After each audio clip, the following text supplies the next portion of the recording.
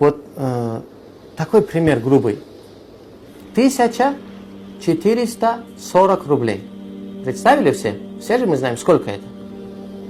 Вот представьте, пожалуйста, каждый 1440 рублей. И вот каждый день нам приходит человек и дает по 1440 рублей. Вот вас как зовут? Вы вопрос задали. Абу Саид. Представьте, Абу Саид 1440 рублей каждый день вам дают. И теперь говорит, тот, кто дает, теперь вам говорит.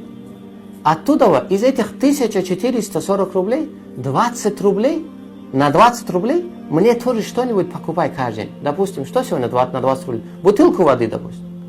Вот каждый день вам дает 1440 рублей, и говорит, каждый день бутылку воды мне покупай на 20 рублей, остальные твои.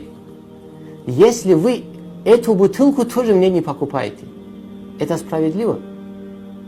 Несправедливо. В сутки 24 часа.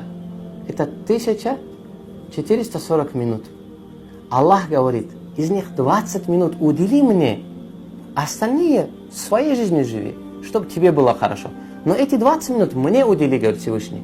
Когда мы из 1440 минут, которые тоже нам Аллах дает каждый день, на 1440 минут воздуха Аллах нам дает, зрение Аллах дает, разговор Аллах дает, слушать Аллах дает, наслаждаться этим миром Аллах дает. И говорит, 20 минут верни мне тоже оттуда. Если мы это тоже Аллаху не даем, мы же неблагодарны, значит, Всевышнему Аллаху.